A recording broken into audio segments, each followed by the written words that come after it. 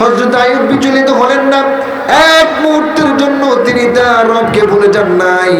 তিনি বললেন, এই সম্পদের মালিক আমার রব, তিনি নিয়ে গিয়েছেন। বলি আলহামদুলিল্লাহ। পরীক্ষা কেমন? এরপরে তার 4 জন পুত্র সন্তান ছিল, তার সন্তানগুলোকে শয়তান মেরে ফেলল। তিনি এখন বললেন, আল্লাহর মাল আল্লাহ নিয়ে গেছে। এবার তিনি শুকরিয়া আদায় করলেন। শয়তান দেখলো যত ধরনের পরীক্ষা করে সব পরীক্ষায় হযরত আইয়ুব বিজয়ী। বলি আল্লাহু আকবার। এবার শয়তান সর্বশেষ চাল প্রণয়ন করলো। একটা বিষাক্ত বাতাসের মাধ্যমে হযরত আইয়ুবের শরীরের মধ্যে পোকা লাগিয়ে দেয়। হযরত আইয়ুব অসুস্থ হয়ে গেলেন। তার গায়ে থেকে পচা দুর্গন্ধগুলো বের হতে লাগলো। এবার শয়তান জনসম্মুখে গিয়ে মানুষদেরকে বলতে লাগলো, তোমাদের নবী হযরত আইয়ুবের শরীরের মধ্যে যেই দুর্গন্ধ ছড়িয়ে পড়েছে, এটা যদি চলতে থাকে তাহলে এই ভাইরাস সমাজের প্রত্যেকটা মানুষের দেহে চলে আসবে। সুতরাং তোমরা তাকে এই অঞ্চল থেকে বাহির করে দাও।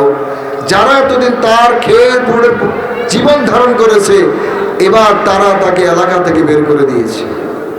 কেমন পরীক্ষা খেয়াল করছেন?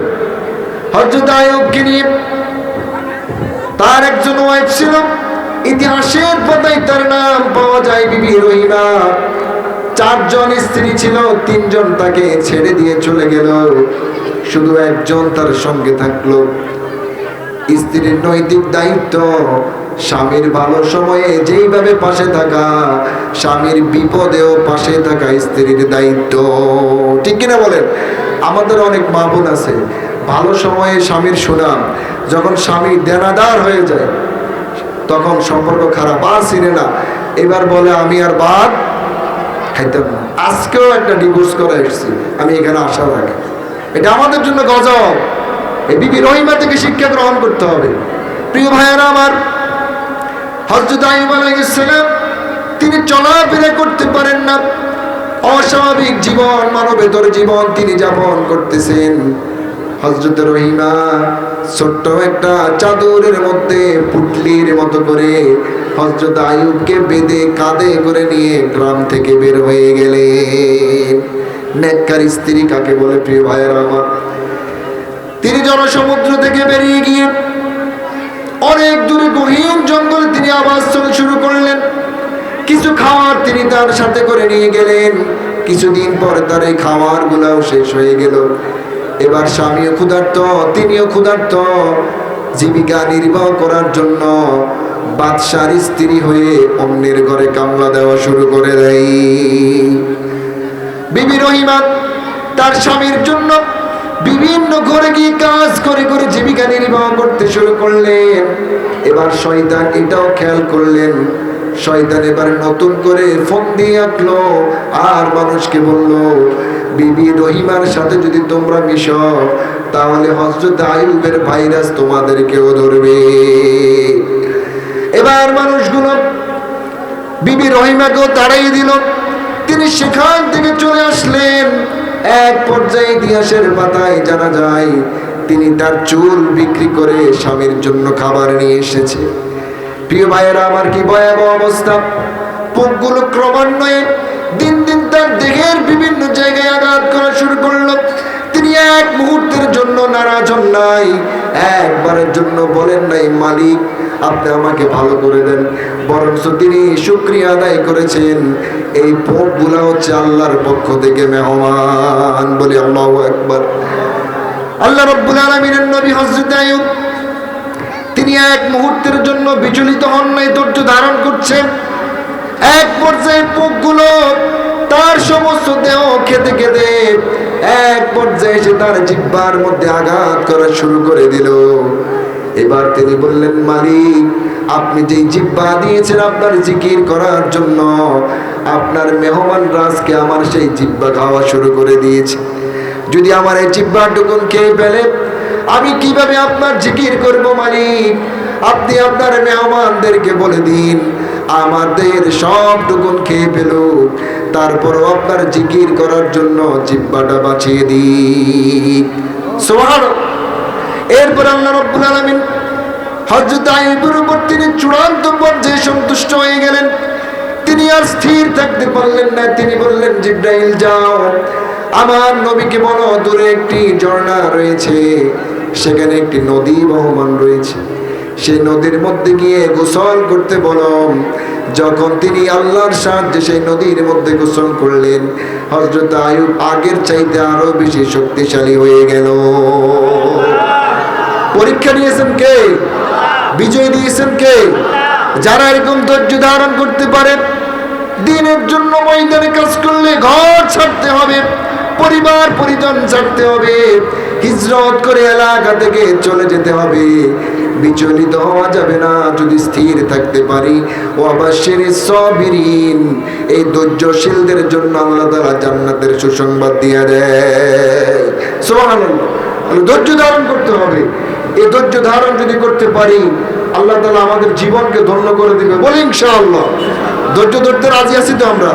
বিপদ আসবে, আল্লাহ তাআলা তো বলছেন, وَلَنَبْلُوَنَّكُمْ بِشَيْءٍ مِّنَ الْخَوْفِ وَالْجُوعِ وَنَقْصٍ مِّنَ الْأَمْوَالِ وَالْأَنفُسِ وَالثَّمَرَاتِ।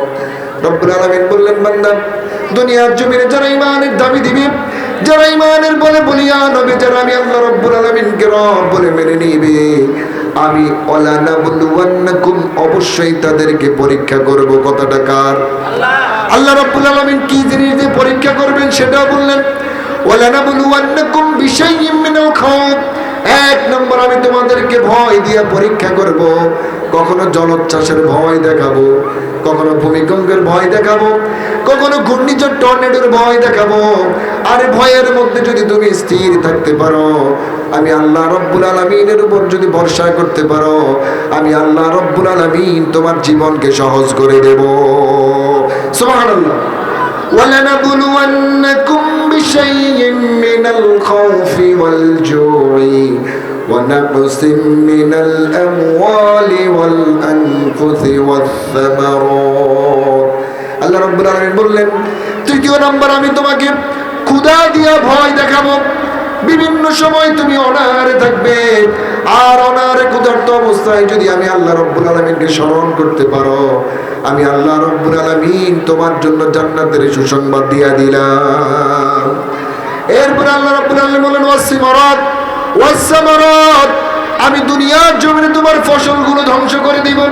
যেমনি ভাবে আমি হযরত আইয়ুবের ফসলগুলো ধ্বংস করে দিয়েছি, হযরত আইয়ুব এক মুহূর্তের জন্য আমাকে ভুলে নাই। আর তুমিও যদি আমাকে না ভুলো, তাকে যেমনি ভাবে জান্নাতের সুসংবাদ দিয়ে দিলাম, তুমিও যদি ধৈর্য ধারণ করতে পারো, তোমার জন্য যিনি জান্নাত দিয়ে দিবেন তিনি কে? তাহলে প্রিয় ভাইয়েরা, বিপদে বিচলিত হওয়া যাবে না। সর্ব অবস্থায় আমরা আমাদের রবের উপর বিশ্বাস রাখবো, ধৈর্য ধারণ করব। আল্লাহ নবী এই জন্য বলছেন, আস-সাবরু মিফতাহুল ফালাহ, ধৈর্য হচ্ছে কল্যাণের চাবি। বলি আল্লাহু আকবার। এরপরে ইন্নাল্লাহা মা'আস সাবিরিন, যারা ধৈর্য ধারণ করে, আল্লাহ পাক বলেন, এদের সাথে আমি এবং আমার সাহায্য আছে। সুবহানাল্লাহ বলি। প্রিয় ভাইয়েরা আমার, 3 নম্বর, আল্লাহ রাব্বুল আলামিন যে মানুষগুলোকে ভালোবাসেন, সূরার নাম সূরা মায়েদা, আয়াত নম্বর 42, আল্লাহ রাব্বুল আলামিন বললেন, ওয়া ইন হাকামতা ফাহকুম বাইনাহুম বিল কিসত ইন্নাল্লাহা ইউহিব্বুল মুকসিতিন। বলি আল্লাহু আকবার। প্রিয় ভাইয়েরা আমার, 3 নম্বর, আল্লাহ রাব্বুল আলামিন যাদেরকে ভালোবাসেন, তিনি তাদের ব্যাপারে বললেন, দুনিয়ার জমিনের মধ্যে যদি তুমি কোনো বিচার কার্যের দায়িত্ব পাও, যদি তুমি কখনো বিচার কার্য পরিচালনা করো, তখন তোমার নৈতিক দায়িত্ব হচ্ছে তোমাকে ন্যায় বিচার করতে হবে। আর যদি ন্যায় বিচার করতে পারো, ইন্নাল্লাহা ইউহিব্বুল মুকসিতিন, দুনিয়ার জমিনে যারা ন্যায় প্রতিষ্ঠার আন্দোলন করে, যারা ন্যায় বিচার করে, আমি আল্লাহ রব্বুল আলামিন তাদেরকে ভালোবাসি। ন্যায় বিচার এটা এখন জাদুঘরে আছে, ঠিক কিনা বলেন? আমাদের ঘরের মধ্যে তো ন্যায় বিচার নাই। মেয়েটাকে আমি খারাপ জানি, মেয়ে হইলে আমার